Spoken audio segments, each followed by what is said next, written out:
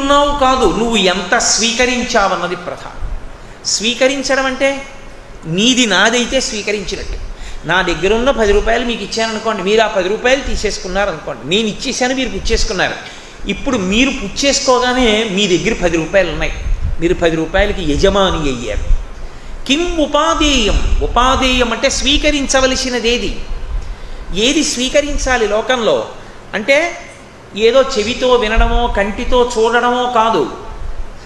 అసలు ఇలా వచ్చినటువంటి ప్రతి చుక్క లోపలికి పుచ్చేసుకోవలసినది ఏది, తనలోకి వెళ్ళిపోవాలి అవన్నీ. అంత జాగ్రత్తగా వినవలసినది ఏది, అలా పుచ్చుకోవలసినది ఏది, ఇది శంకరాచార్యుల వారి ప్రశ్న. కిం ఉపాదేయం, లోకంలో అన్నిటికన్నా అంత జాగ్రత్తగా పుచ్చుకునేది దేంట్లోకి పుచ్చుకుంటారో తెలుసా? పాలు పిండేటప్పుడు పితుకుతారు. పాలు పిండేటప్పుడు ఒక్క ధార కూడా, ఎందుకంటే ఒక్కొక్క ఆవు ఒక్కొక్క గేదె యొక్క శిరము ఒక్కొక్కలా ఉంటుంది. ఒకటి చిన్నది ఉంటుంది, ఒకటి పొడుగ్గా ఉంటుంది, ఒకటి పెద్దదిగా ఉంటుంది, ఒకటి లావుగా ఉంటుంది. పట్టుకుని లాగినప్పుడు ధార ఎట్టి, అది పాలు పితికే వాళ్ళకే అనుభవం ఉంటుంది. ఇలా పితుకు పైన పట్టుకుని ఇలా కిందకి లాగితే అందులో ఉన్నటువంటి ద్రవం కిందకి రావడం వేళ్ళకి తెలుస్తుంది. పితుకు కింద సన్నటి కన్నం ఉంటుంది, అందులోంచి ఏదో ఇంజక్షన్లోంచి పొడిస్తే ఎంత వేగంగా ధార బయటికి వస్తుందో అంత వేగంగా చెస్సని వస్తుంది. అది శిరాన్ని పట్టుకుని ఏ దిశలో పిండాలో ఆ దిశలో పిండకుండా పిండడమే ప్రయోజనంగా ఇలా అన్నాడు అనుకోండి, వాడి మొహం మీద పడతాయి పాలన్నీ వచ్చి, వాడి గుండెల మీద పడతాయి పాలన్నీ వచ్చి, అవి ఎప్పుడు పనికిరావు. ఇంకెందుకు పనికొస్తాయి అవి? పనికిరావు. అందుకే పాలు పిండేటప్పుడు పాలు పిండడం అనుభవం ఉన్నవాడే పాలు పిండాలి. వాడు గొంతు కూర్చుని 2 మోకాళ్ళ మధ్యలో పాత్ర పట్టుకుని 2 చేతులతో ఇలా పిండుతున్నా ఆ శిరములలో నుండి పితుకలలోంచి పడేటటువంటి ధారలు మాత్రం గిన్నెలోకి మాత్రమే పడతాయి.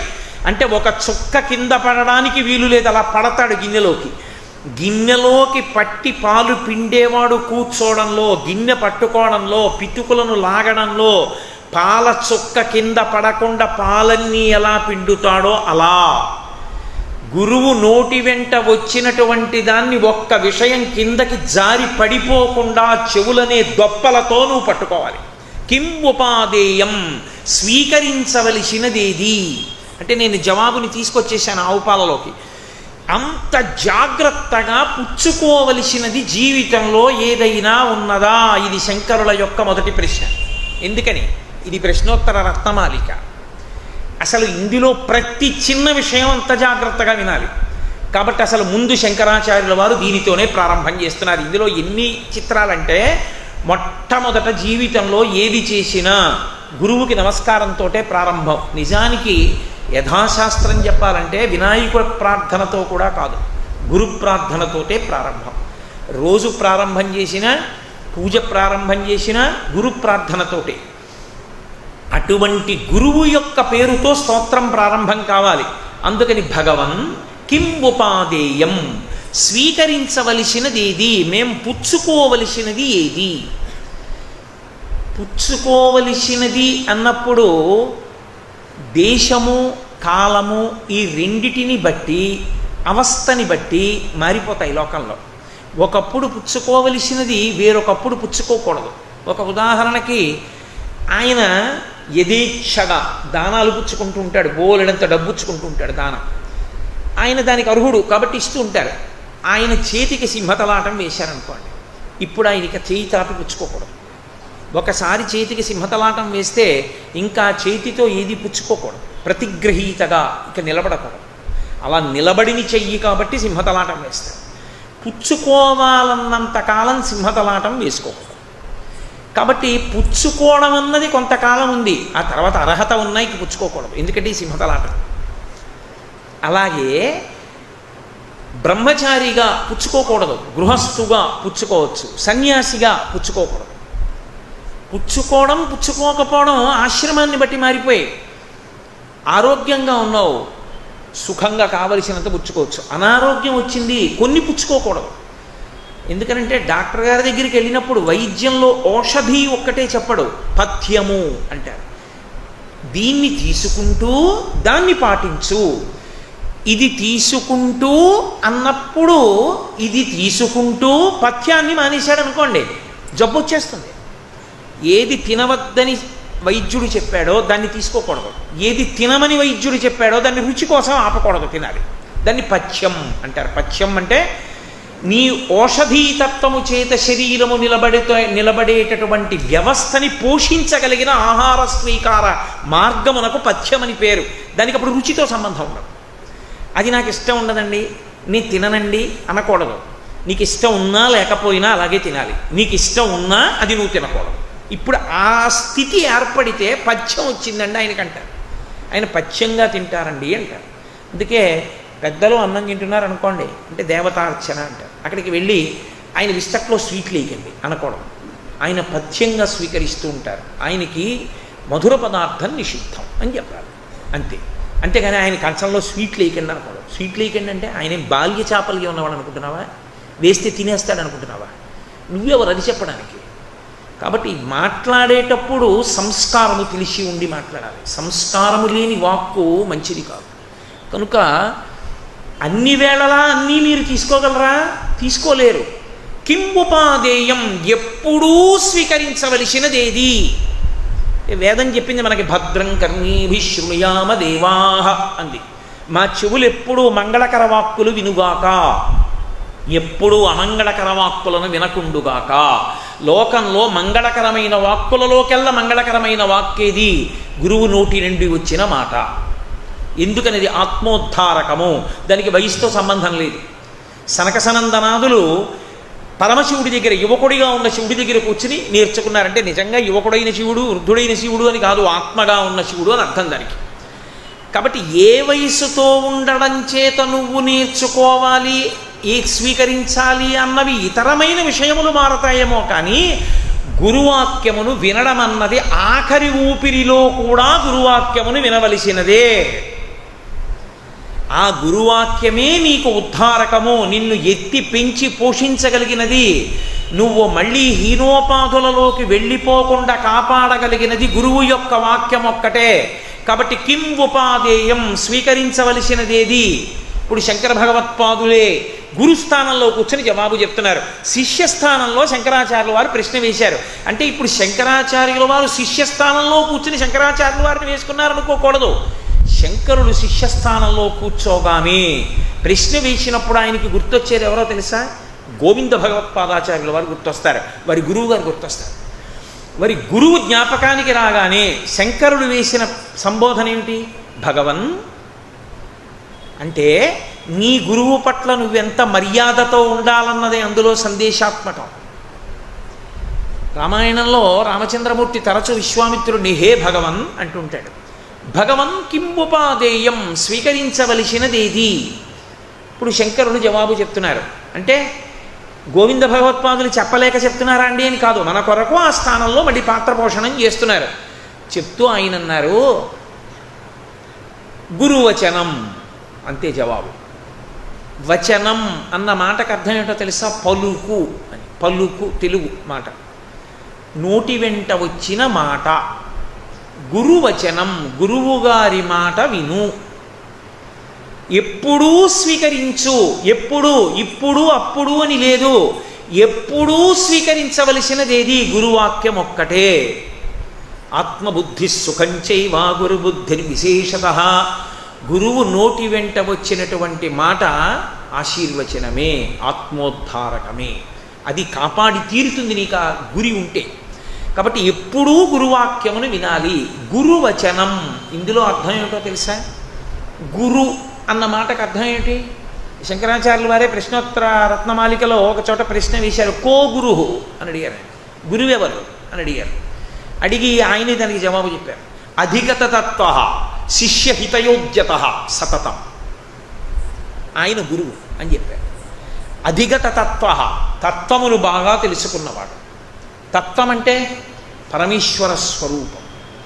పరమేశ్వర స్వరూపమును గూర్చి బాగా ఎరుకలోకి తెచ్చుకున్నవాడై, శాస్త్రమును, ఆచారమును, సంప్రదాయమును, వేదమును ప్రమాణముగా స్వీకరించి తెలుసుకున్నవాడై, అధిగత తత్వ తాను తెలుసుకున్న కారణం చేత ఏది తెలియబడాలో అది తనకి తెలియబడింది కాబట్టి ఇప్పుడు తాను నిత్యతృప్తుడై ఈశ్వరునితో అనుసంధానమును పొందుతూ అద్వైతానుభూతి ఎందు కేవలముగా తాను నిలబడిపోయి తానొక్కడే ఆ స్థితిని పొందడము కాకుండా అరే మిగిలిన వాళ్ళకి ఇది ఎలా అర్థం అవుతుందని ఉదారుడై కిందకి దిగి వచ్చి శిష్యులకు చెప్పేటటువంటి త్యాగపూరితమైనటువంటి అమృతతుల్యమైన మనస్సున్నవాడెవరో వాడు గురువు. కాబట్టి అధిగత తత్వ శిష్య హితయోగ్యత సతతం. ఎప్పుడు అలా ఉంటాడు ఆయన? సతతం, ఎప్పుడూ. ఆఖరి ఊపిరి విడిచిపెట్టేసేటప్పుడు కూడా గురువు తాపత్రయం దేని గురించి? అరే నేను చెప్పే మంచి మాట ఏమైనా ఉందా ఇంకా ఎవరికైనా? శంకరాచార్యులు వారు అవతార పరిసమాప్తి చేస్తున్నారు. శిష్యులు వెళ్ళి అడిగారు, అయ్యా మీరు వెళ్ళిపో, అవతారాన్ని ఉపసంహారం చేస్తున్నారు, సముద్రం అంత వాంగ్మయం ఇచ్చారు, మాకు చెప్పేవాడు ఎవరు అని అడిగారు. మళ్ళీ శంకరులు ప్రధానమైన విషయాలన్నీ చెప్పారు. చిట్ట చివరి ఊపిరి పర్యంతము శిష్యులకి ఏది చెప్తే వాళ్ళు ఉద్ధరణ పొందుతారో అది చెప్పేటటువంటి స్వభావము ఉన్నవాడెవరో, తత్వమును తెలుసుకున్నవాడెవరో, అనుభవములోనికి తెచ్చుకున్నవాడెవరో ఆయన గురువు. అధిగత తత్వ శిష్య హితయోగ్యత సతతం కో గురువు అన్నప్పుడు అటువంటి గురువచనం. వచనం అంటే వాక్కు. ఇప్పుడు గురువు కదలనివాడు. ఇది మీరు బాగా గుర్తుపెట్టుకోవాలి. గురువు కదలిక లేనివాడు. కదలిక లేని గురువు నుండి మిమ్మల్ని పవిత్రులను చేయగలిగినది ఒకటి కదులుతుంది. అది ఔదార్యము చేత. ఎప్పుడైనా అంతే మీకు లోకంలో కదలని దాని నుండి అత్యంత పవిత్రము చేయగలిగినది ఒకటి కదులుతూ వస్తూ ఉంటుంది. మీకు నేను ఒక ఉదాహరణ చెప్పాలంటే, హిమాలయ పర్వతములు కదలవు. హిమాలయ పర్వతములు అలా ఉంటాయి. హిమాలయ పర్వతముల యందు పుట్టిన గంగ కదులుతుంది. కదిలిన గంగ ఏం చేస్తుంది? అన్ని చోట్లకి ప్రవహిస్తుంది. ఇప్పుడు ప్రవహించిన గంగ ఎందుకడు మునక వేశాడు, వాడి సమస్త పాపములు పోయాయి. కదలని హిమాలయములు కదులుతున్న గంగకు ఆధారమై ఉన్నాయి.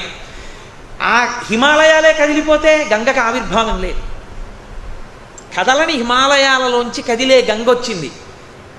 ఆ పైన ఉన్నటువంటి సూర్యభగవానుడి కిరణముల చేత బురదలో ఉండిపోయిన తామర మొగ్గ విచ్చుకుంటోంది, పద్మమవుతోంది. ఆ కిరణము దీని యొక్క వికసనమునకు కారణమైంది. హిమాలయములలో పుట్టిన గంగ మన పాపములను తొలగతూసుకోవడానికి హేతువైంది. అలా లోపల కదలకుండా తాను ఒకడుగా ఈశ్వరుడితో అనుసంధానమును పొందుతూ నిలబడిపోయిన గురువు శిష్యులను అనుగ్రహించడానికి వాక్కు అనబడే గంగని విడిచిపెడతాడు. అందుకే ఆయన వాక్కు గంగ. ఇప్పుడు ఆ గంగ ధారలయందు ఎవడు ములిగాడో, ఆ గంగ ఎవడిలోకి ప్రవేశించిందో వాడు సంసారమనబడేటటువంటి దాని యందు తిరగడము వలన కలిగినటువంటి తాపము నుండి ఉపశమనమును పొందుతాడు. అందుకే శంకరాచార్యులు వారు శివానంద లహరి చేస్తూ ఓ మాట అంటారు, అయ్యా నేను ఇవన్నీ వినడం చేత నాకు వచ్చే ప్రయోజనం ఏమిటి అంటే సంసార భ్రమణ పరితాపోపశమనం అన్నారు. సంసారమునందు పరిభ్రమించడం వలన జీవుడిగా కొన్ని కోట్ల జన్మల నుండి నేను పొందినటువంటి పరితాపము ఉపశాంతి పొందుతోంది. గురువు యొక్క వాక్కు ఏది ఉన్నదో దానిని స్వీకరించు, ఆ మాట నువ్వు విను, అది నీకు స్వీకరించవలసినటువంటి అత్యంత ప్రధానమయ్యున్నది. అసలు అది ఎప్పటి నుంచి ఎప్పటి వరకు పుట్టినది దాదిగా శరీరము విడిచిపెట్టే పర్యంతము నువ్వు స్వీకరించవలసినది ఏమైనా ఉంటే లోకంలో గురువాక్యం ఒక్కటే. ఇక మిగిలినవన్నీ పుచ్చుకున్నావా, విడిచిపెట్టావా, వదిలిపెట్టు. పుచ్చుకుని వదలకూడనిది, పుచ్చుకోవడంలో వైక్లభ్యం ఉండకూడనిది, పుచ్చుకోవడానికి ఏ కారణము చేత తప్పుకోకుండా ఉండవలసినది ఏదైనా ఉంటే గురువాక్యం ఒక్కటే. దానికి నాకు ఖాళీ లేదని అనవద్దు. ఇది శంకరుల హృదయం. గురు శబ్దం శంకరులు ఎందుకు వేయాలి అంటే, గురు అన్న మాటకు అర్థం ఘనం అని. ఘనం, గురు, మహాఘనం. ఘనం అంటే బరువు, గురువు బరువు. గురువు బరువు అయితే పక్కది లఘువు. మీరు చూడండి, తక్కెడు ఉంటుంది, త్రాసు అంటాం. త్రాసు రెండు పక్కల ఉన్నటువంటి పళ్ళేలు సమానంగా నిలబడతాయి. ఇప్పుడు నేను ఇటు పక్కకి తీసుకొచ్చి ఒక రాయి పెట్టాను అనుకోండి, అది ఘనం, బరువు, గురువు. ఇది బరువు అవగానే ఇది కిందకు వస్తుంది.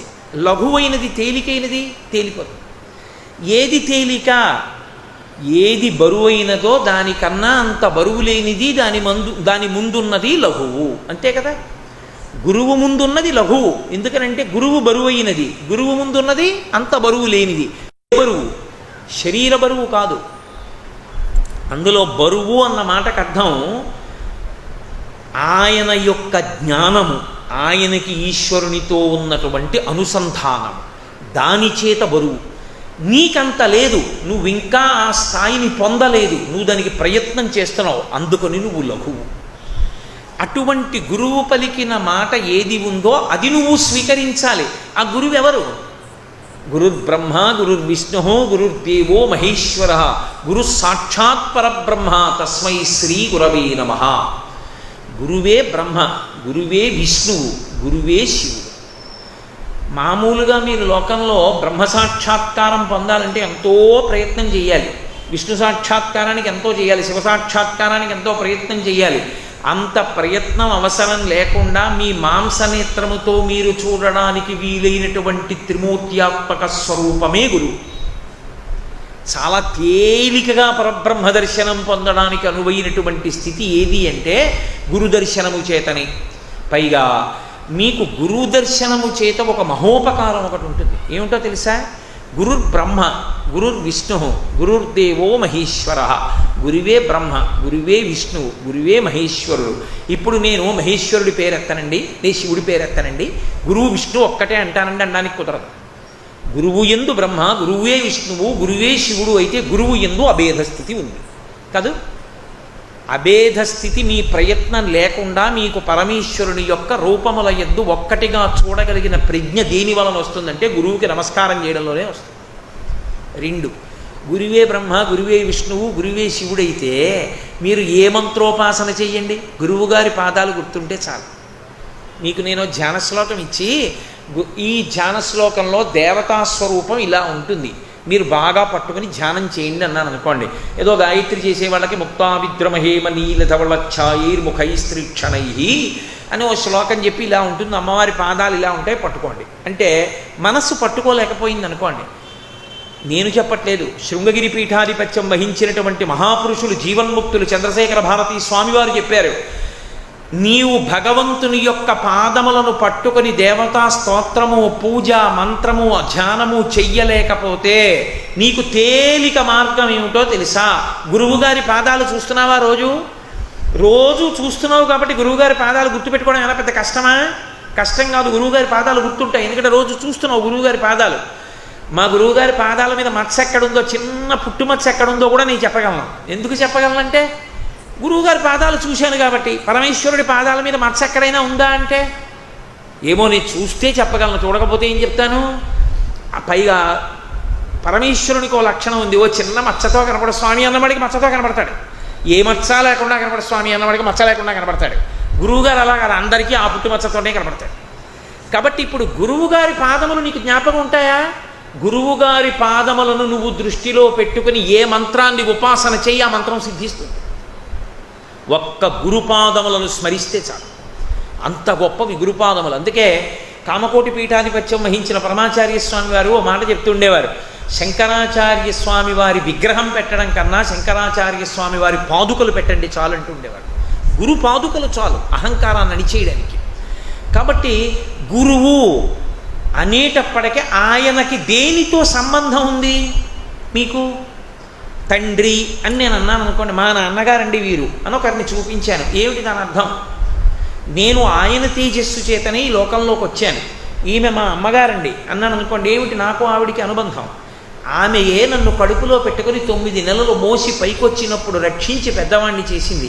వీడు నా తమ్ముడు అన్నాను అనుకోండి, నాతో కలిసి అదే కడుపులోంచి పైకొచ్చాడు.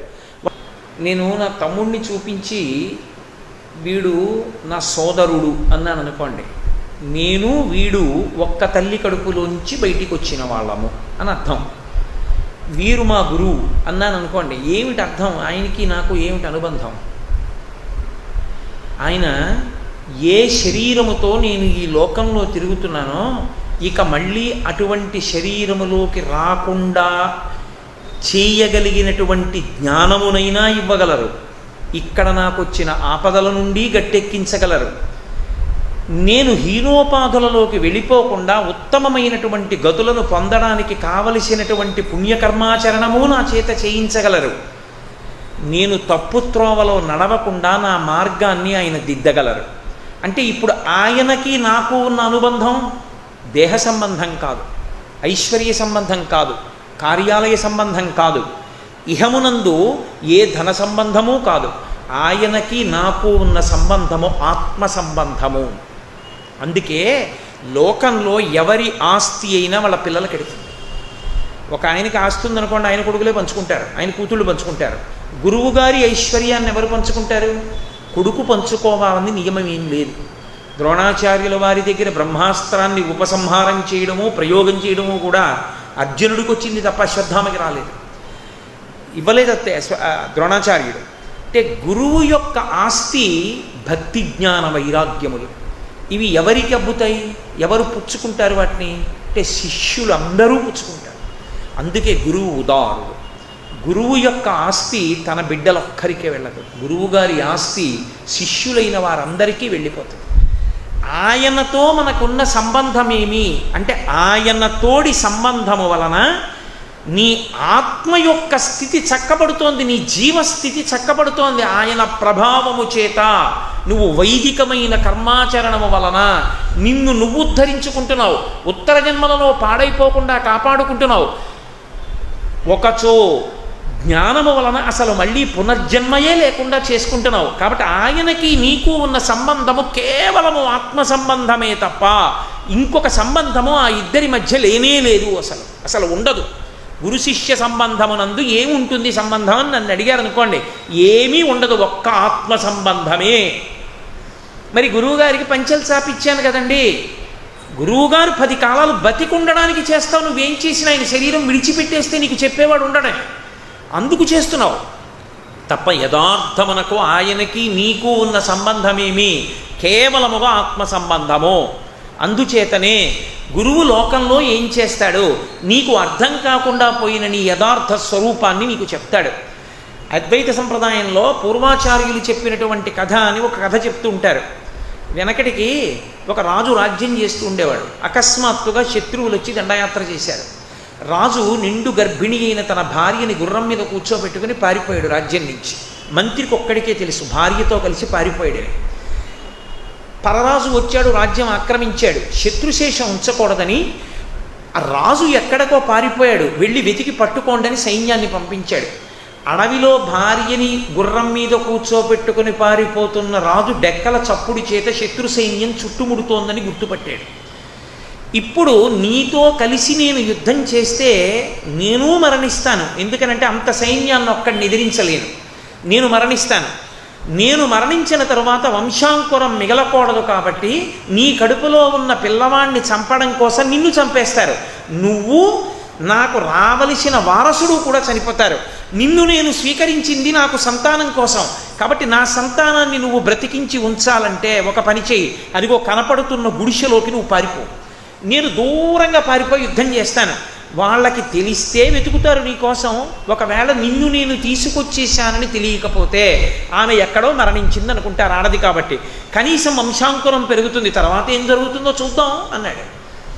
సరేనంది, ఇష్టం లేకపోయినా భర్తని వదిలిపెట్టడం ఆవిడకి ఎంత మాత్రమూ అంగీకారయోగ్యం కాకపోయినా భర్తని విడిచిపెట్టి పక్కన ఉన్నటువంటి ఒక గుడిసెలోకి వెళ్ళిపోయింది. శత్రు సైన్యం రానే వచ్చింది, మహారాజు వాళ్ళతో యుద్ధం చేశాడు, వాళ్ళ చేతిలో మరణించాడు. మరణించిన తరువాత ఈమె ఒక కొడుకుని కని ఈమె చనిపోయింది. ఈమె చెప్పలేదు నేను ఎవరు అన్న విషయాన్ని చెప్పలా. నేను ఒక రాజ్యాన్ని ఏలిన రాజు భార్యని, కష్టంతో ఇక్కడికి వచ్చానంది, ప్రసవ వేదన పడింది. ఒక బోయవాని తల్లి ఆ గుడిసెలో ఉండి, బోయవాడు వేటకెళ్ళాడు, ఆమె పిల్లవాణ్ణి కంది మరణించింది. ఈ పసికందుని బోయవాని కుటుంబం పెంచి పెద్ద చేసింది. వాడు అడవిలో 100 మంది పిల్లలతో ఆడుకుంటూ ఉండేవాడు. ఒంటి నిండా ధూళి పట్టి ఏదో జంతు చర్మం కట్టుకుని ఆ పిట్టల్ని వాటిని కొట్టుకుంటూ మాటలు కూడా సరిగ్గా రాకుండా తిరుగుతుండేవాడు. ఒకానొక నాడు 13-14 సంవత్సరములు దాటిన తర్వాత మంత్రి ఆలోచించాడు, మహారాజు వెళ్ళిపోయినప్పుడు తన భార్యని కూడా తీసుకుని వెళ్ళాడు. అదృష్టం బాగుండి ఉంటే ఇప్పటికీ ఆ పిల్లవాడు యోగ్యమైనటువంటి స్థితిని పొంది ఉండాలి. ఎక్కడున్నాడో వెతుకుతాను. ప్రజలు విసిగిపోతున్నారు ఇతని పరిపాలనతో, కొత్త రాజుతో. ఇప్పుడు మంత్రి వెతకడం మొదలుపెట్టాడు. రాజు పోలికలతోనే ఒక పిల్లవాడు అరణ్యంలో కనపడ్డాడు. పల్లెటూరు వాళ్ళకి అబద్ధాలు మోసాలు తక్కువ, పట్టణాల వాళ్ళకున్నంత మోసం పల్లెటూళ్ళ వాళ్ళకి తెలియదు. అందుకని ఆ వృద్ధురాలి దగ్గరికి వెళ్ళి అడిగారు, ఈ పిల్లవాడు నీకు ఎక్కడ దొరికాడు చెప్పమన్నాడు. ఆవిడంది, ఎప్పుడో ఒకరోజు అకస్మాత్తుగా ఒక స్త్రీ ఈ గుడిసెలోకి వచ్చి ప్రసవ వేదనతో ఉన్నానని బిడ్డని కంది. ఇదిగో ఆమె నగలు కూడా దాచాను. ఈ పిల్లవాడిని నేను పెంచుతున్నాను, పెంచిన ప్రేమ, అందుకని వాడంటే నాకు ప్రీతి ఏంది. ఓ వీడే రాజకుమారుడు, అసలు వారసుడు వీడే రాజ్యానికి. వాడిని పట్టుకుని తీసుకుపోతున్నాడు మంత్రి. ఒరే నీకు విద్యాబుద్ధులు చెప్పిస్తాను రా, నీకు యుద్ధ విద్యలు నేర్పిస్తాను, నువ్వు రాజ్యం ఏలవలసిన వాడివిరా, అంతఃపురంలో ఉండవలసిన వాడివి. వాడు గింజుకుని అన్నాడు, కాదు నాకు అవేం తెలియవు, నాకు అదిగో వాళ్లే స్నేహితులు బంధువులు, ఆవిడే నా అమ్మ, ఆయనే నా తండ్రి, అదిగో ఆవిడే మా నాయనమ్మ, నేను ఇక్కడే ఆడుకుంటాను, నన్ను వదిలేయండి అని ఏడిచాడు. మంత్రి వాడిని తీసుకెళ్ళి వాడికి విద్యాబుద్ధులు నేర్పించి యుద్ధ విద్య నేర్పించి, నువ్వు ఇంతటి వాడివిరా, నీ యథార్థ స్వరూపం ఇది, నువ్వు రాజకుమారుడివి, నీకు తెలియక నువ్వు బోయేవాడిని అనుకుంటున్నావు అన్నాడు. ఇప్పుడు ఆ పిల్లవాడు తెలుసుకున్నాడు నేను రాజకుమారుడిని. సరే, తర్వాత యుద్ధం చేశాడు, రాజు అయ్యాడు, పక్కన ఉంచండి. ఇప్పుడు కొత్తగా మంత్రి గారు ఆ పిల్లవాడికి ఏమైనా కొత్త సత్యాన్ని చెప్పారా? వాడు ఎరుకలో లేకుండా పోయినటువంటి విషయాన్నే వాడి ఎరుకలోకి తెచ్చారా? వాడు రాజకుమారుడే, కానీ వాడికే ఎరుకలో లేదు నేను రాజకుమారుణ్ణని. నేను రాజకుమారుణ్ణని ఎరుకలో లేకుండా పోయినటువంటి ఒక పిల్లవానికి తిరిగి నువ్వు రాజకుమారుడవని గుర్తు చేసి తీసుకొచ్చి సింహాసనం మీద ప్రతిష్ఠించిన మంత్రిలా తన వాక్కుల చేత నేను జీవుణ్ణి అనుకుంటున్నటువంటి శిష్యుని యొక్క జీవత్వాన్ని పోగొట్టి జీవబ్రహ్మైక్య సిద్ధి కల్పించి నేను బ్రహ్మముననేటటువంటి స్థాయిని మళ్ళీ పొందగలిగినటువంటి స్థితిని, ఆ అనుభవాన్ని ఇవ్వగలిగినటువంటి వాగ్ధురీణుడు గురువు. కాబట్టి గురువు చేసేది ఆత్మోన్నతి. గురువు ఏం చేస్తాడు అంటే, గురువు గారిని నమ్ముకుంటే ఇంకో 10 రూపాయలు వస్తాయి, గురువు గారిని నమ్ముకుంటే వ్యాపారంలో లాభాలు వస్తాయి, గురువు గారిని నమ్ముకుంటే డబ్బులు వస్తాయి అనుకుంటే, గురువు గారి ఆశీర్వచనాలన్నీ లౌకిక ప్రయోజనాలకే అనుకుంటే ఆ శిష్యుడు అధమమైన స్థాయిలో ఉన్నాడని గుర్తు. అలాగని ఆశ్రయించకూడదా, గురువుని కోరకూడదా? మరి దశరథుడు కూడా కొడుకుల కోసం వశిష్ఠుడి దగ్గరికి వెళ్ళలేదా? గురువు బ్రహ్మము ఒక్కటైనప్పుడు గురువుని ఆశ్రయించవచ్చు, తప్పులేదు. కానీ ఇక 24 గంటలు అదే ప్రయత్నం మీద శిష్యుడు వెళ్ళనూకూడదు, 24 గంటలు అదే తప్పింకోటి చేయకుండా గురువు ఉండనూకూడదు. గురువు ప్రధానమైన కర్తవ్యం ఏది? బోధ. గురువు యొక్క అత్యంత ముఖ్యమైన విషయం ఏమిటంటే శిష్యులకి బోధ చేస్తూ ఉండడమే. శాస్త్రాంతర్గతమైనటువంటి విషయమును నిరంతరము బోధ చేసేటటువంటి లక్షణం ఉన్నవాడెవరో ఆయన గురువు. కాబట్టి ఇప్పుడు అదిగో అటువంటి గురువు ఏదైనా ఇవ్వగలిగినటువంటి వాడు, పరమేశ్వరుడు మోక్షమే ఇవ్వగలిగినటువంటి వాడు ఒక చిన్న ప్రయోజనాన్ని ఎందుకు కల్పించలేడు? కల్పించగలడు. అలాగే గురువు కూడా మోక్షాన్ని, జ్ఞానాన్ని, ఆత్మసాక్షాత్కారాన్నే ఇప్పించగలిగినటువంటి వాడు, అటువంటి బోధ చెయ్యగలిగినటువంటి వాడు చిన్న చిన్న కార్యాలను ఎందుకు చెయ్యలేడు? ఆయన బ్రహ్మము యొక్క స్థాయితో నిలబడి ఉంటాడు కాబట్టి తన సంకల్పము చేత చెయ్యగలిగి ఉంటాడు. అందుకే గురువునకు శరీర సంబంధం ఉండదు. గురువుగారు శరీరం విడిచిపెట్టేసిన గురితో ధ్యానం చేస్తే గురువుగారి యొక్క అనుగ్రహము చేత శిష్యుడు ఉద్ధరింపబడుతుంటాడు. అన్ని వేళలా గురువుగారు శరీరంతో లేరని బెంగపెట్టుకోవలసిన అవసరం ఉండదు. ఇవాళ పరమాచార్య స్వామి వారు శరీరముతో ఉండి ఉండకపోవచ్చు. పరమాచార్య స్వామి వారు శరీరంతో లేకపోయినా వారి పాదములను నమ్ముకున్న వారిని పరమాచార్య స్వామి వారు ఎప్పుడూ రక్ష చేస్తూనే ఉంటారు. వారికి ఉపాధి ఏదో ఒక పని చెయ్యడానికి ఉపకరణమో, చెయ్యకుండా ఉండడానికి ఆయనకి నిస్సత్తువుగా నిలబడిపోవడానికి ఒక వైక్లభ్యమో ఎప్పుడూ కాదు. ఆయన పరిపూర్ణుడైనటువంటి ఆత్మ. అందుకే నేను మీకు ఒక ఉదాహరణ చెప్తాను. దక్షిణ దేశంలో శంకరశాస్త్రి గారిని ఒక ఆయన ఉండేవారు. ఆయన గొప్ప సంస్కృత భాషాభ్యాసం చేసి సంస్కృతాన్ని బోధ చేస్తూ ఉండేవారు. ఆయనకి ఆయుర్వేద శాస్త్రంలో కూడా ప్రవేశం ఉంది. ఆయుర్వేదంలో కూడా ప్రవేశం ఉన్నటువంటి శంకరశాస్త్రి గారు ఒకానొకప్పుడు ఒక మిత్రుడి ఇంటికి వెళ్ళారు. ఆయనకి వెక్కిళ్ళు వస్తున్నాయి. అవి ఎంత ఇబ్బందికరమో అందరికీ తెలుసు. వెక్కిళ్ళు వస్తే ఏదో కాసిన మంచినీళ్ళు తాగితే తగ్గుతాయి, కొందరికి అదొక వ్యాధి. అది ఎంతకీ ఆగట్లేదు. ఎంతకీ వెక్కిళ్ళు ఆగకపోతే నిద్ర పట్టదు, ఎంతకీ వెక్కిళ్ళు ఆగకపోతే గుండెంతా నొప్పి వచ్చేస్తుంది, ఆగట్లేదు నొప్పి. ఈయనకి ఆయుర్వేదం తెలుసు కదా అని ఆయన అడిగాడు ఆ స్నేహితుడు, అయ్యా మీరేమైనా పరిష్కారం చెప్పండి వెక్కిళ్ళు తగ్గడానికి అని. అంటే ఆయన అన్నారు, నాకేం పరిష్కారం తోచట్లేదే అని వెళ్ళి కూర్చుని గాయత్రి చేసుకుంటున్నారు ఏట్లో స్నానం చేసి. ఆయనకు ఆ రోజున గాయత్రి మంత్రం మీద మనస్సు నిలబడలేదు. ఏమిటి నా స్నేహితుడు ఇలా ఉన్నాడు అని ఆయన తన గురువు అయినటువంటి సచ్చిదానంద శివాభినవ నరసింహ భారతీ స్వామి వారిని ప్రార్థన చేశారు. శృంగేరి పీఠానికి ఆయన ఆధ్యక్షం వహించారు. ఆయన శిష్యుడు చంద్రశేఖర భారతీ స్వామి వారు అప్పటికి పీఠాధిపత్యంలో ఉన్నారు. ఆయన శరీరం విడిచిపెట్టేశారు. సచ్చిదానంద శివాభినవ నరసింహ భారతి ఆయన గురువు గారు, ఈ శంకరశాస్త్రి గారికి. ఆయన్ని ప్రార్థన చేశారు గురువుగారిని. ప్రార్థన చేసి గాయత్రి మంత్రం చేసుకుంటున్నారు సంధ్యావందనం చేసి. ఇంత గొప్ప పండితుడికి గాయత్రి మంత్రం జ్ఞాపకం రావడం మానేసి అస్తమానం భూమా దద్యౌ ప్రసాదాత్ అన్న మంత్రం గుర్తొస్తుంది. ఇదేంటి ఈ మంత్రం గుర్తొస్తోంది అని ఎలాగోలా కష్టపడి గుర్తు తెచ్చుకుని గాయత్రి చేశాననిపించుకుని పూర్తి చేసేసి లేచిపోయారు. లేచిపోయి ఇది ఎక్కడది ఈ మంత్రం అస్తమానం ఇదే జ్ఞాపకానికి వస్తోందని ఆలోచిస్తే ఇది బ్రహ్మసూత్రాల్లో ఉంది అని గుర్తొచ్చింది. వెడుతూ స్నేహితుడు ఇంట్లో పుస్తకం తీసుకుని చూశారు, ఎందుకు నేనేదో పొరపాటు చెప్తున్నాను ఇలా గుర్తొస్తోందని చూస్తే మధ్యలో ప్రసాదాత్ అన్న మాట వదిలేశారు. భూమా దధ్యౌ ప్రసాదాత్ అన్న మాటలో ఆ ప్రసాదాత్ అన్న మాట విడిచిపెట్టి చదువుతున్నారు. ఇప్పుడు ఆయన సరే విషయం తెలిసింది కదా అని ఏమిటి నా స్నేహితుడికి తగ్గట్లేదు, ఒకసారి చంద్రశేఖర భారతీ స్వామి వారి దర్శనం చేద్దామని ఆయన దగ్గరికి వెళ్ళారు. వెళ్ళి నమస్కారం చేసి, నా మనసు అన్యంగా ఉందండి, ఇవాళ గాయత్రి మంత్రం కూడా నా మనస్సు సరిగ్గా పట్టుకోలేకపోయింది. కారణం ఏమంటే స్నేహితుడికి అనారోగ్యంగా ఉందంటే మీకు ఆయుర్వేదం తెలుసుగా చెప్పపోయారా పరిష్కారం అన్నారు. నాకేం పరిష్కారం దొరకలేదు. అప్పటికీ నేను సచ్చిదానంద శివాభినరసింహ భారతీ స్వామి వారిని ప్రార్థన చేశాను. విచిత్రం ఏమిటంటే బ్రహ్మసూత్రంలో ఓ మంత్రం నాకు జ్ఞాపకం రావడం మొదలెట్టింది, అది నాలుక మీద నర్తించింది అన్నారు. అంటే ఆయన అన్నారు, ఆచార్య పురుషులు మీరు ప్రార్థన చేస్తే ఊరుకోరు, గురువుగారు మిమ్మల్ని అనుగ్రహించుంటారు, మీరు జాగ్రత్తగా ఒక్కసారి దాన్ని ఆలోచించి చూడండి ఏ కారణం ఉందో అన్నారు.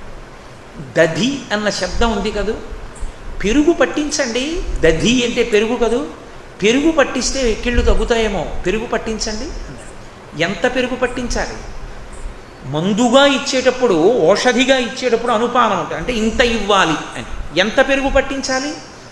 భూమా సావా అని ఉందిగా, ఎక్కువ పెరుగు తాగించండి అన్నారు. అంటే అలాగంటారా, అందుకు నాకు ఆ మంత్రం గుర్తొచ్చిందంటారా అని గురువుగారు చెప్పారు కదా అని చెప్పి వెళ్ళి బాగా పెరుగు తాగించారు స్నేహితుడి. తగ్గిపోయే వెక్కిళ్ళు. తెల్లబోయి ఇదేమిటి వెక్కిళ్ళు తగ్గిపోయి, అసలు నిజంగా వెక్కిళ్ళు తగ్గడానికి పెరుగు తాగాలని ఉందా ఆయుర్వేదంలో అని ఆయుర్వేద శాస్త్రం తీసి చూశారు. అదే ఉంది. బ్రహ్మసూత్ర భాష్యంలో ఆయనకి తెలుసున్న మంత్రాన్ని నాలుక మీద నర్తింపచేసి గురువు శిష్యుడు ఒకే స్వరూపం మారుతుంది. గురు హృదయాన్ని శిష్యుడు గుచ్చుకుంటాడు. ఆచార్య పురుషులు మీ నోట అది ఎందుకు చెప్పించారో అని బ్రహ్మసూత్రాల్లో ఉన్న మంత్రాన్ని ఆయుర్వేద మంత్రంగా మార్చి చెప్పారు చంద్రశేఖర భారతీ స్వామి. అంతే, పెరుగు తాగితే తగ్గిపోయింది. ఆయుర్వేదంలో అదే ఉంది, పెరుగు తాగమని. ఉద్ధరించలా? వశిష్ఠ మహర్షి దశరథ మహారాజు చేత పుత్రకామేష్టి చేయించి కొడుకు పుట్టేటట్టుగా, కొడుకు కలిగేటట్టుగా అనుగ్రహించలా? మహానుభావుడు విద్యారణ్య స్వామి వారు దక్షిణ భారతదేశంలో హిందూ సామ్రాజ్యాన్ని స్థాపించలా? వ్యాసరాయల వారు కృష్ణరాయల వారికి గొప్ప ఉపద్రవం వస్తే తను స్వీకరించలా సింహాసనం మీద కూర్చుని? కాబట్టి గురువు అనుగ్రహించగలడు. గురువు లౌకికమైనటువంటి కోరిక నుండి అనంతమైనటువంటి మోక్ష సామ్రాజ్యము వరకు ఇప్పించగలడు. కానీ గురువుకుండే లక్షణమేమి? ఎక్కువగా లౌకికమైన కోరికలు తీర్చడం, తక్కువగా బోధ చేయడం ఉండదు. ఎక్కువగా బోధ చేయడం, చాలా తక్కువగా ఆచి తూచి ఎప్పుడో అంత అవసరం అనుకుంటేనే లౌకికమైన కోరికల మీద దృష్టి పెడతారు. ఎందుకంటే లౌకికమైన విషయాల కోసం శాస్త్రం కాదు, ఆత్మోద్ధరణ కొరకు శాస్త్రం. ఎంత రక్షించినా ఇది పడిపోతుంది, లోపల దానికి ఉద్ధరణ కల్పించడం గురువు యొక్క బాధ్యత, అందుకు ఆయన కర్తవ్యం. అందుకని గురువులు లౌకికమైన విషయాల మీద ఎక్కువ దృష్టి పెట్టరు, పెట్టకూడదు కూడా. ఆత్మ మీదే దృష్టి పెట్టి మాట్లాడతారు. అందుకే ఒక గురువు జీవితం అంతా బోధే, బోధతోనే సరిపోతుంది గురువు జీవితం. అందుకే ఆయన ఎవరికి ఏది ఎలా అవసరమో దాన్ని ఆయన చెప్తాడు. వైద్యుడు చూడండి, ఈ శరీరమునకు వచ్చినటువంటి అనారోగ్యాన్ని దృష్టిలో పెట్టుకొని ఔషధీ నిర్ణయం చేసినట్టు నువ్వు ఇది పుచ్చుకో అని ఎలా చెప్తాడో అలా ఎవరికి ఏది పాడు చేస్తోందో గుర్తించి దాన్ని తొలగతోసుకునేది గురువు శిష్యునికి చెప్తాడు తప్ప అందరికీ ఒకటే చెప్పడు. పెద్దలు ఒక మాట చెప్తుంటారు, ప్రజాపతి లోకములన్నింటినీ కన్నవాడు, తండ్రి స్థానం ప్రజాపతిది. ఆ ప్రజాపతికి మనుష్యులు బిడ్డలే, దేవతలు బిడ్డలే, అసురులు బిడ్డలే. ఒకానొకనాడు దేవతలు వెళ్ళారు, తండ్రి మాకేం చెప్తారు, ఓ మంచి మాట ఏమైనా చెప్పండి అన్నారు. ప్రజాపతి అన్నాడు వాళ్ళ వంక చూసి, దా అన్నాడు. అర్థమైందిరా ఎందుకన్నాను, దా అన్నాడు. అర్థమైంది అన్నారు. ఏమర్థమైంది అంటే, మాకు చావు పుట్టుక లేవు, మాకు ఆకలి లేదు, దప్పిక లేదు, అందుకని ఎప్పుడు భోగాలు అనుభవిస్తుంటాం దేవతలం. మీ అంత మీరుగా ఇంద్రియ నిగ్రహం అలవాటు చేసుకోండిరా, మీకు ఇంద్రియాలు బడలిపోవడం లేదు, కానీ మీరే ప్రయత్నించి ఇంద్రియ నిగ్రహం అలవాటు చేసుకోండి, దమం అలవాటు చేసుకోండి అని చెప్పడానికి దా అన్నారు. మాకు అర్థమైందన్నారు. వెళ్ళిరండి ఇప్పుడు అన్నారు. వెళ్ళిపోయారు వాళ్ళు. అసురులు వచ్చారు, వచ్చి నిలబడ్డారు. తండ్రి ఏమిటి మాకు బోధ, దా అన్నాడు మళ్ళీ. వాళ్ళకి దా వీళ్ళకి దా అంటే అర్థమైందిరా ఎందుకన్నాను, అర్థమైంది. ఏమర్థమైంది, దయ. మాకు ఎప్పుడు క్రౌర్యము, హింస, కోపంగా ఉండడం, ఇంకోళ్ళని బాధ పెట్టడం మా లక్షణం. మమ్మల్ని మీరు ఆ క్రౌర్యాన్ని తగ్గించుకొని, హింసాగుణాన్ని తగ్గించుకొని ఇంకొకరి పట్ల దయతో ఉండండి రా అని మాకు బోధ చేశారు. అలాగే ఉంటాను తండ్రి అని వాళ్ళు వెళ్ళిపోయారు. మనుష్యులు వెళ్ళారు. తండ్రి మాకేమైనా ఒక మంచి మాట చెప్పండి మేము బాగుపడ్డానికి. తండ్రి సహజంగా గురువు, ఎందుకంటే అక్షరాభ్యాసం చేస్తాడు, గాయత్రి మంత్రోపదేశం చేస్తాడు, కాబట్టి మాకు ఏమైనా మంచి మాట చెప్పండి అన్నారు. దా. మళ్ళీ వీళ్ళకి దా. ఎందుకు చెప్పానో అర్థమైందిరా అన్నాడు. అర్థమైంది. ఏం చేయమంటారు అంటే, దానం. మనుష్యుడిగా పుట్టిన వాడికి వచ్చే సహజమైన గుణమేమి, లోభత్వం, దాచుకోవడం. ఒరే దాచుకుంటే పాడవుతావు, ఒకరికి దానం చేస్తే బాగుపడతావు, ఉన్నతగతులు కలుగుతాయి. కాబట్టి నిన్ను నువ్వు ఉద్ధరించుకోవడానికి నీకున్న దాంట్లో కొంత ఇతరులకు పెట్టు, దానం చెయ్యి అని మాకు చెప్పారు, మాకు అర్థమైంది అన్నారు. ఇప్పుడు ముగ్గురు వెళ్ళిపోయారు. ముగ్గురికి ఒక అక్షరంతో వాళ్ళ బలహీనతలను గుర్తిరిగి ఆ బలహీనతలకు విరుగుడైనటువంటి మార్గాన్ని ప్రజాపతి ఉపదేశం చేశాడా లేదా, చేశాడు. అలా మన బలహీనతలను గుర్తెరిగి ఏ ఒక్క బలహీనత వలన మన ఆత్మని మనం సరి అయిన స్థితిలో ఉంచుకోలేకపోతున్నామో, జీవుడు పతనమైపోతున్నాడో, ఆ పతనమైపోతున్న స్థితి నుండి మనని మనం రక్షించుకుని ఉద్ధరణ పొందడానికి కావలసిన మార్గాన్ని బోధ చెయ్యగలిగినటువంటి ప్రజ్ఞాశాలి అయి గురువు నిలబడి ఉంటాడు. అయినప్పుడు నీకు ఎప్పుడు గురువు గారి మాట తీసుకోకుండా ఉంటావు, నువ్వు ఎప్పుడూ తీసుకోవాలి గురువు గారి మాట, ఆత్మోద్ధరణ కారకము కనుక. కాబట్టి కిం ఉపాదేయం అంటే వెంటనే శంకరులు చెప్పిన మాట ఏది అంటే, భగవన్ కిం ఉపాదేయం, గురువచనం, గురువుగారి మాట స్వీకరించు. ఇప్పుడు అప్పుడు అని కాదు, ఎప్పుడూ స్వీకరించు. అదే నీకు శ్రీరామరక్ష. జీవితంలో మిగిలిన వాళ్ళు ఎవరిచ్చినది ఏదైనా పరిమితితో కూడుకున్నదే. తల్లి తండ్రి శరీరాన్ని ఇచ్చారు, వెళ్ళిపోతుంది. ఆఫీసు 60 ఏళ్ళు జీతం ఇచ్చింది, వెళ్ళిపోతుంది. ఆ తర్వాత ప్రావిడెంట్ ఫండ్ ఇచ్చింది, అంతా నువ్వు తినేస్తావని నమ్మకము లేదు, తినేసినా అయిపోయింది. ఓ ఇల్లు కట్టుకున్నావు, అది నీదైపోయి ఎప్పటికీ ఉండిపోతుందన్న నమ్మకం లేదు, కొడుక్కి వెళ్ళిపోతుంది. నువ్వు చేసుకున్న పాపం అనుభవంలో పోతుంది, నువ్వు చేసుకున్న పుణ్యం అనుభవంలో పోతుంది. నువ్వు పొందిన జ్ఞానము నీవు మళ్ళీ పుట్టకుండా చేస్తుంది. ఆ జ్ఞానం ఇవ్వగలిగిన వాడు గురువు ఒక్కడే. అందుకే మిగిలినవన్నీ పరిమితులున్నవి, పరిమితి లేనిది ఇవ్వగలిగిన వాడు గురువు ఒక్కడే. అటువంటి గురువు నోరు తెరిచి మాట్లాడడం మొదలుపెట్టినప్పుడు నువ్వు అన్యథా ఉండడం మానేసేయి. ఎప్పుడైనా ఎక్కడైనా గురువు మాట్లాడితే వెంటనే గ్రహించు సుమా. గురువు యొక్క వైభవాన్ని గురు ప్రార్థన చేసి కాదు మొదలుపెట్టాలి. ఏదైనా గురు వైభవాన్ని జీవితంలో మొదటి ప్రశ్నగా మలుస్తూ ప్రశ్నోత్తర రత్నమాలికలో శంకర భగవత్పాదులు ఇచ్చిన అద్భుతమైన ప్రశ్న జవాబు మన జీవితాంతము గుర్తుంచుకోవలసినటువంటి విషయం. అందుకే ప్రయత్నపూర్వకంగా వెళ్ళాలి గురువుగారి దగ్గరికి. ప్రయత్నపూర్వకంగా గురు దర్శనం చెయ్యాలి. దేని కొరకు అంటే గురు దర్శనమే పరబ్రహ్మ దర్శనము. అందుకే గురు పౌర్ణమి అని ఆషాఢమాసంలో ఉత్తప్పుడైతే మా అమ్మాయి పెళ్ళండి, మా అబ్బాయి గృహప్రవేశం అండి అంటారని ఏ ముహూర్తాలు లేని కాలంలో ఉన్న పౌర్ణమి గురు పౌర్ణమి. ఆ సమయంలో అయితే ఎవరు శుభకార్యాలు ఉన్నాయనరో అప్పుడైనా వెళ్ళి గురువుకి నమస్కారం చేస్తారు.